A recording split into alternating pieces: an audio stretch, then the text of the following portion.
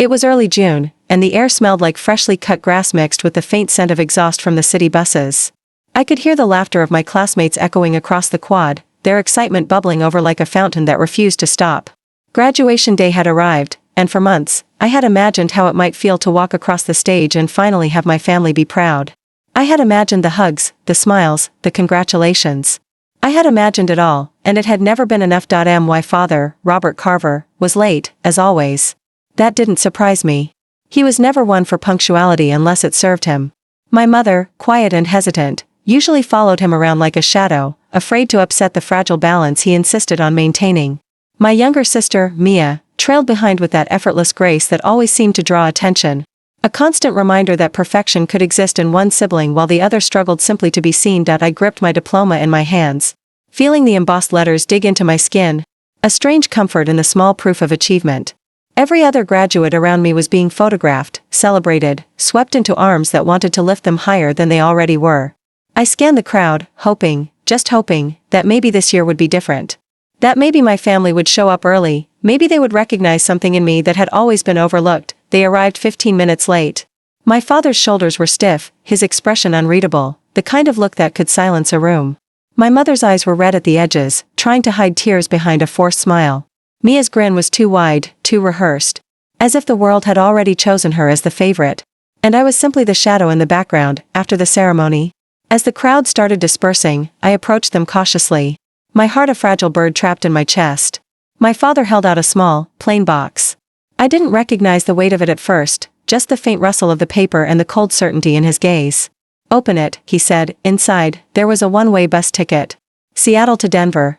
Departing that very night. My chest tightened. My mind raced. I looked up at him, searching for a hint of warmth, a hint of pride, a shred of understanding, but there was nothing. Only authority, only distance, only the familiar message I had carried my whole life. "You are not enough here." Mia laughed. The sound was sharp, cruel even, slicing through the remnants of hope I had foolishly allowed myself to nurture. My mother stepped forward, her hand brushing my arm in a quiet gesture of apology she didn't have the courage to speak. I hugged her briefly, a gesture that held both love and resignation, and then I walked away.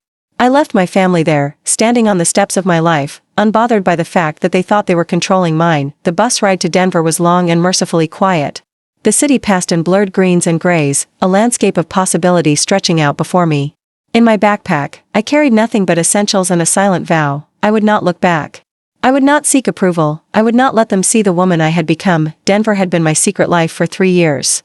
While they dismissed me as naive, small, and incapable, I had built something extraordinary with my business partner, Ethan Cole. Together, we founded a technology startup that quietly revolutionized the cybersecurity industry.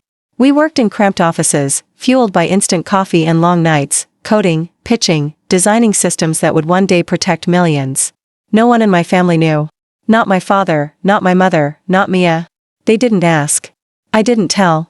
And that silence had been a shield. By the time I stepped off the bus, the city lights reflected against my determined expression like stars caught in glass. Ethan was waiting for me at the station, a familiar anchor in a world that had always been unkind. His hair was tousled, his eyes alive with the kind of energy only someone who truly understands you can radiate. "You actually came," he said, a mixture of disbelief and amusement in his voice. I smiled faintly. The first time in weeks my face had felt like it belonged to me. "I always do," I replied. The next few days blurred into a flurry of preparation. We were planning a major reveal of our company, something that would finally bring the world's attention to the work we had done in secret. Investors had been kept waiting, journalists had been teased with minor updates, and our employees had been sworn to silence. Every line of code, every late-night strategy session, every sleepless night was about to be vindicated. Meanwhile, messages from Seattle started appearing on my phone. My father. My mother. Mia. They tried everything: texts, emails, even calls that I ignored with a polite finality. They had no idea what they were stepping into.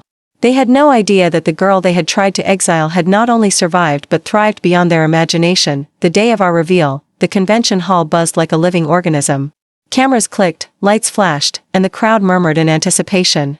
Ethan went first, outlining the potential of our system, the impact it could have, the meticulous care we had poured into it. And then, when the time came, I stepped into the spotlight. The room went quiet, the murmurs fading into a single focused attention. "Good morning," I began, my voice steady, resonant. "My name is Isabel Reed, co-founder and lead architect of Sentinel Systems. The applause was immediate, but it wasn't just polite clapping. It was recognition, validation, a sound I had waited my entire life to hear. The presentation unfolded like a symphony. Each slide, each demonstration, each word carefully calculated to show not just our technical achievements, but the integrity behind them. I could feel the weight of my past pushing against me, but I held it there, letting it fuel rather than break me. By the end, the applause had become a roar. Investors were standing, journalists were taking notes furiously, and the team that had spent years building this world alongside me was beaming. I felt a thrill that was entirely different from any I had known, triumph tempered with grace. Power that was earned rather than inherited. Satisfaction that required no approval. It was only when the hall emptied and the excitement had ebbed that the messages started coming in again. My father. My mother. Mia. They had tracked the reveal. They had seen it all. My phone buzzed relentlessly, but I let it ring. For the first time, I could choose when and if to respond. For the first time, the past had no hold over me. 2 days later, there was a knock at our office door. Security glanced up, and then Ethan and I saw them, my father, my mother, and Mia, standing in the lobby, expressions a strange mixture of awe, fear, and something that almost resembled guilt. They had made the trip across states, unannounced, unprepared, to confront a reality they had long dismissed. My father opened his mouth, but no words emerged. My mother clutched her purse as if it could shield her from the enormity of what she was seeing. Mia, normally so composed, shifted uneasily, her polished image faltering. I stepped forward. "You're here," I said quietly. "Why?" Robert Carver's voice trembled slightly, though he fought to keep it authoritative. "Isabel. We need to talk. This isn't what we expected. We need to understand." I shook my head. "There's nothing to understand. I left because I had to, and I thrived because I could. I didn't need you then, and I don't need you now." Mia's face went pale, her voice breaking. I didn't know. I thought you." She stopped, realizing that her words were inadequate. My mother's voice came next, soft but firm. "She didn't need you. She needed the freedom to become herself. Can you see that?" For the first time, my father's control wavered. He looked at all of us, his family, standing there, no longer bound by the rules he had set, and realized that his influence had ended. I didn't need confrontation, explanation, or reconciliation. I needed recognition that I had survived, that I had thrived, and that their absence had never diminished my worth. By the time they left the lobby, defeated, speechless, and finally confronted with the consequences of their neglect, I felt a calm settle over me. Denver stretched beneath me like a world that had always been waiting for me to claim it. I had arrived, not as a daughter needing approval, not as a girl sent away, but as a woman who had built an empire from silence, resilience, and determination. I didn't look back. The first few nights after their visit, I barely slept. Denver's skyline stretched beneath my apartment like a glittering map of possibility, but my mind replayed their faces, their expressions, the subtle mixture of shock, fear, and guilt. It wasn't satisfaction that pulsed in me, it was clarity. They had underestimated me for years. They had dismissed my ambition, my ideas, my worth.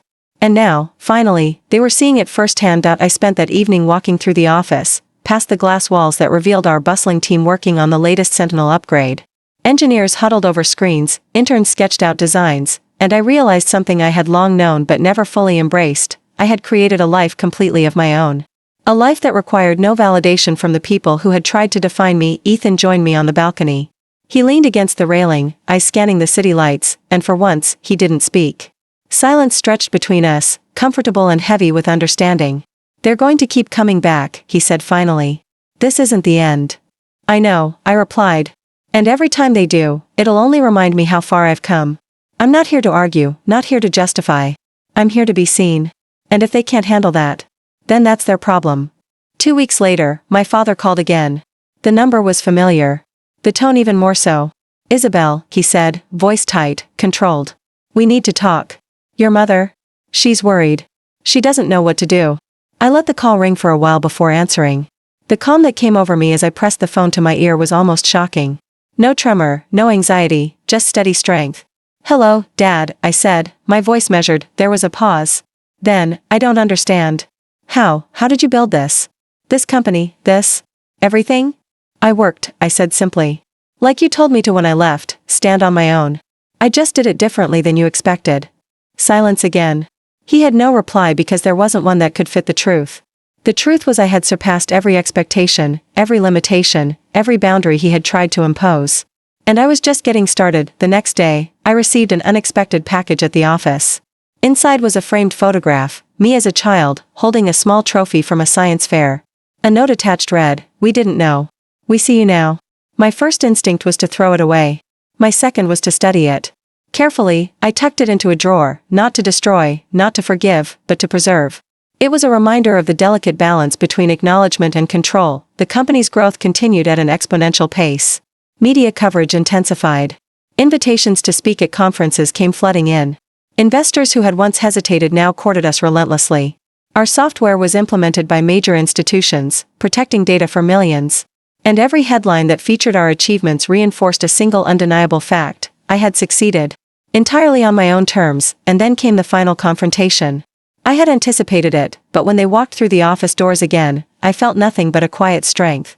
My father's eyes widened as he took in the polished lobby, the team working seamlessly, the conference boards flashing our accomplishments. Mia's mouth opened, then closed. She looked as if she were seeing me for the first time. My mother stood slightly behind them, her hand gripping the strap of her purse, hesitant, protective. I stepped forward, shoulders squared. "You're here," I said. "Again. What now?" Robert Carver's voice was louder this time, edged with frustration and disbelief. "Isabel, you don't understand. We raised you. You're part of this family, whether you like it or not. You owe us respect, answers, acknowledgement." I shook my head slowly, feeling the weight of every year we had spent apart, every insult, every dismissal, every one-way ticket. "No. I don't owe you anything. I owe you nothing because love isn't measured by control. It isn't measured by who arrives first at graduation or who shows up when it suits them. I didn't disappear to hurt you. I left to grow, to build, to survive, and in doing so, I became someone you will never control again." Mia's voice cracked. I thought you were failing. I thought you were struggling out there. I was wrong." "I know," I said. "And I forgive you, but that doesn't mean we go back. Forgiveness isn't permission to return. It's freedom to move forward. And I am moving forward, with or without you." My mother stepped forward, finally releasing herself from the years of fear. "She's right, Robert. You wanted to control her, to define her. But that's not love. She doesn't need your approval anymore. She needs your understanding, if you can give it." Robert's jaw clenched. He looked at each of us, his wife, his children, the legacy he had attempted to command, and finally understood that nothing in this office, nothing in Denver, could be undone by his authority. His daughter had grown, had conquered, had thrived, and there was no turning back. I walked past him, past Mia, past my mother. Each step was deliberate, a declaration of autonomy. I paused at the glass doors leading to the balcony and looked out over the city that had become my kingdom. Denver sprawled beneath me, lights flickering like constellations in a sky I had earned. Ethan came to stand beside me, silent as always, a steady presence anchoring my triumph. "Are you okay?" he asked. I nodded. "More than okay. I'm unstoppable." The final weeks were a blur of completion. The media picked up the story of my rise, my secret empire, the revelation of Sentinel Systems. Interviews, panels, keynote speeches, I handled them all with the poise of someone who had survived invisibility and emerged unshakable. My father, watching from Seattle, could only read about it secondhand. The woman they had tried to push away had become untouchable, and the world was noticing. Then came the message from my mother, the one I had anticipated with cautious hope. "I'm proud of the woman you've become. Simple. Quiet. Powerful. No conditions. No demands. Just acknowledgement," and for the first time, it didn't sting, it healed. I kept that message on my phone, staring at it on nights when the city lights below seemed overwhelming. It was a reminder that I had not just survived the family that tried to define me, I had thrived in spite of them. That every sleepless night, every challenge, every doubt I had faced alone had been worth it. Mia tried reaching out again, offering apologies, tentative bridges. I listened, but I did not answer immediately. Not because I held grudges, but because I had learned the most important lesson of all: my peace, my power, my worth were not for negotiation. They were mine to define. Months later, Sentinel Systems had become a household name. Our technology was implemented nationwide, our reputation solidified. I walked into our headquarters each morning, past the team that had believed in me, past the walls that bore witness to years of hard work. And I felt a quiet, enduring triumph. One day, my father called again, desperate this time, his tone unsteady. "Isabel, please. Let's meet. I just want to understand. Can you forgive me?" I paused, holding the phone in my hand.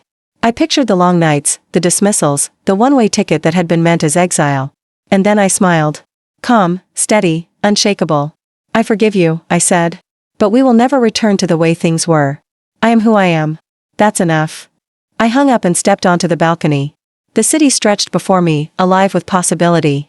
The wind carried no echoes of the past, only the promise of everything yet to come. My revenge had not been loud, dramatic, or destructive. It had been quiet, unyielding, and unstoppable. I had built a life on my own terms, and in doing so, I had finally claimed the one thing no one could ever take from me, my power. Denver glowed beneath me, sentinel systems pulsing like a heartbeat in the city's chest. And for the first time in my life, I felt entirely free. The girl who had boarded that one-way bus so many years ago had returned, not broken, not diminished, but whole. And the family that had tried to push her away could only watch, powerless, as I flourished in the world I had created for myself. And in that quiet triumph, I understood the most important lesson of all: real revenge is not in breaking those who hurt you. Real revenge is in building a life they could never imagine, and living it with grace, power, and freedom. I took a deep breath, feeling the night air on my face, and whispered to myself, I am enough. I always was. The city lights reflected in the glass before me, each one a reminder of the empire I had built. And for the first time, I knew without a doubt that I had arrived, not as a daughter seeking validation, not as a girl who needed their approval, but as a woman, unstoppable, unshakable, and finally free. Thanks for watching.